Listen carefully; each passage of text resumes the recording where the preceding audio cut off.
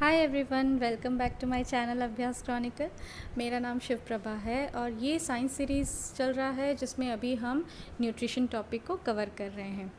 इसमें हम लोगों ने देखा था कि digestive system in human being और र्यूमिनेंट्स के डाइजेस्टिव सिस्टम को भी डिटेल में हमने पढ़ा। आज जो टॉपिक हम कवर करने वाले हैं वो है डाइजेशन इन अमीबा। अमीबा, जैसा कि हम सब जानते हैं, एक माइक्रोस्कोपिक ऑर्गेनिज्म है जिसे हम सिर्फ और सिर्फ माइक्रोस्कोप की हेल्प से देख सकते हैं। ये यूनिसेलुलर ऑर्गेनिज्म होता है जहाँ पे सारे प्रोसेस जो हैं, चाहे वो रेस्पिरेशन हो, एक्सक्रीशन हो, डाइजेशन हो, ये सारे प्रोसेस सिंगल सेल परफॉर्म करता है। जैसे कि अगर हम अपनी बात करें तो हमारी बॉडी में हर फंक्शन को परफॉर्म करने के लिए अलग सा सिस्टम होता है ना। जैसे ब्रीथ करने के लिए, रेस्पिरेशन के लिए रेस्पिरेटरी सिस्टम होता है, ब्लड पंप करने के लिए हार्ट होता है, प्रॉपर डाइजेशन के लिए डाइजेस्टिव सिस्टम होता है। बट यूनिसेलुलर ऑर्गेनिज्म में ये सारे प्रोसेस एक सिंगल सेल ही परफॉर्म करता है।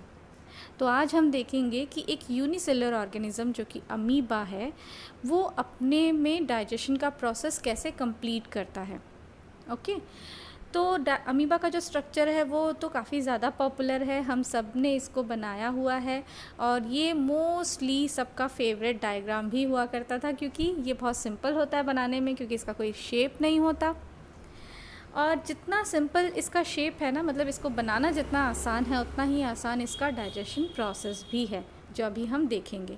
तो एक बार हम स्ट्रक्चर को देख लेते हैं प्रॉपरली अमीबा के, कि ये जो अमीबा का स्ट्रक्चर है ये इसमें प्रॉपर मेम्ब्रेन पाया जाता है, सेल मेम्ब्रेन होता है और अंदर में साइटोप्लाज्म भी होता है। साथ में जो ऑर्गेनल्स पाए जाते हैं अंदर, उसमें आते हैं फूड वैक्यूल्स, न्यूक्लियस और कॉन्ट्रेक्टाइल वैक्यूल्स भी पाए जाते हैं।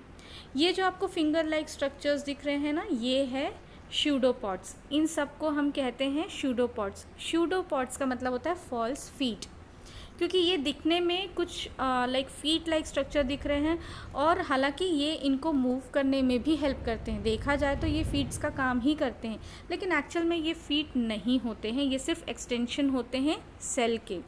इसीलिए इसे स्यूडोपॉड्स या फिर फॉल्स फीट भी कहा जाता है। तो चलिए देखते हैं कि जो डाइजेशन प्रोसेस है अमीबा का, उसमें क्या क्या स्टेप्स होते हैं। तो देखिए, जो स्टेप हमने देखा था ह्यूमन बीइंग्स और रूमिनेंट में, यहाँ भी स्टेप पूरे सेम है। जैसे कि इंजेक्शन से स्टार्ट होता है इनका प्रोसेस, फिर डाइजेशन होता है, एब्जॉर्प्शन होता है, एसिमिलेशन होता है और इजेशन होता है ना। अब आप सोच रहे होंगे कि अमीबा तो यूनिसेलुलर ऑर्गेनिज्म है जिसके पास प्रॉपर वेल डिफाइंड सिस्टम्स नहीं है इन प्रोसेस को परफॉर्म करने के लिए। तो इतने चलिए अब हम देखते हैं कि ये सारे प्रोसेस अमीबा जो कि एक यूनिसेलुलर ऑर्गेनिज्म है वो कैसे परफॉर्म करता है, क्या क्या स्टेप्स होते हैं। तो सबसे पहला जो होता है इंजेशन का प्रोसेस। ऑब्वियसली फूड पार्टिकल को सबसे पहले कोई भी ऑर्गेनिज्म क्या करेगा, इंजेस्ट करेगा, है ना। इंजेशन जो प्रोसेस है, इंजेशन, फिर डाइजेशन, एब्जॉर्प्शन, एसिमिलेशन और इजेशन, ये जब हमने मोड्स ऑफ न्यूट्रिशन में पढ़ा था तो हमने क्या देखा था, ये होलोजोइक मोड ऑफ न्यूट्रिशन है। होलोजोइक मतलब जो ऑर्गेनिज्म अपने फूड पार्टिकल्स को एज अ होल लेते हैं। तो यहाँ पे अमीबा भी अपने फूड को एज अ होल लेता है, इसलिए इसमें ये सारे प्रोसेस होते हैं। तो सबसे पहले जो इंजेक्शन का प्रोसेस होता है ना, उसे फैगोसाइटोसिस कहते हैं। और जब वो फूड पार्टिकल को अपने अंदर ले लेता है तो उसको बोलते हैं एंडोसाइटोसिस। इसको हम इसके डायग्राम के थ्रू समझेंगे। यहाँ पे आप देख सकते हैं कि जो स्यूडोपॉड्स है अमीबा का, वो क्या कर रहा है, ये जो फूड पार्टिकल है ब्लू कलर का, यहाँ पे ये फूड पार्टिकल को क्या कर रहा है, सराउंड करने की कोशिश कर रहा है। तो इसको क्या बोलते हैं, फैगोसाइटोसिस।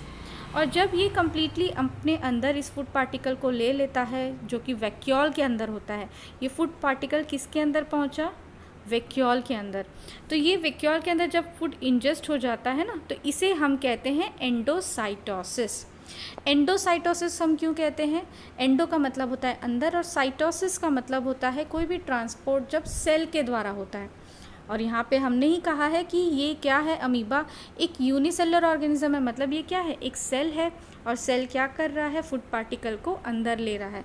तो एंडोसाइटोसिस बोलते हैं हम इस प्रोसेस को। नेक्स्ट जो स्टेप है वो है कि फूड वैक्यूल, जिसमें फूड पार्टिकल अभी आया है, उसमें लाइजोसोम्स होते हैं और दूसरे डाइजेस्टिव जूसेस भी होते हैं, जिसकी हेल्प से क्या होता है, फूड का डाइजेशन होता है। डाइजेशन होने के बाद में वापस से ये फूड क्या होता है, यहाँ पे एब्जॉर्प्शन का प्रोसेस होता है। देखिए हमने जब अपने प्रोसेस को पढ़ा था, जब मैन के डाइजेस्टिव सिस्टम को पढ़ा था, रूमिनेंट के भी पढ़ा था, हमने देखा था डाइजेशन के बाद में क्या होता है, सिंपलर कंपोनेंट्स के एब्जॉर्प्शन का प्रोसेस स्टार्ट होता है। तो यहाँ पे एब्जॉर्प्शन के लिए अलग सा कोई ऑर्गन है नहीं, तो डायरेक्टली एब्जॉर्प्शन कहाँ होता है, साइटोप्लाज्म में होता है। तो डायरेक्टली ये सारे जो सिंपलर कंपोनेंट्स रहते हैं फूड के, वो एब्जॉर्ब हो जाते हैं साइटोप्लाज्म में।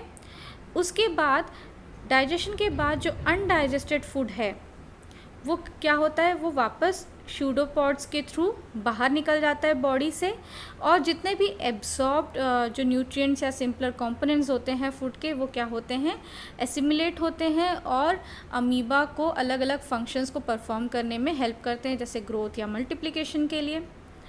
तो ये जो इजेशन का प्रोसेस होता है, जैसे हमने देखा था कि जब फूड को एनगल्फ करता है अमीबा तो उसे हम कहते हैं एंडोसाइटोसिस। वैसे ही जब अनडाइजेस्टेड फूड को अमीबा बाहर निकालता है अपने वैक्यूल्स और सूडोपॉड्स की हेल्प से, तो उसे हम कहते हैं एक्सोसाइटोसिस। तो यहाँ पे एक्सो का मतलब हुआ बाहर और साइटोसिस का मतलब होता है कि जब कोई ट्रांसपोर्टेशन सेल के द्वारा होता है। तो है ना इतना सिंपल प्रोसेस डाइजेशन का अमीबा में। आई होप आप लोग को digestion in amoeba proper clear हुआ होगा। तो अगर आपको आज का वीडियो अच्छा लगा हो तो प्लीज़ मेरे वीडियो को शेयर, लाइक, सब्सक्राइब करना ना भूलें। Thank you so much.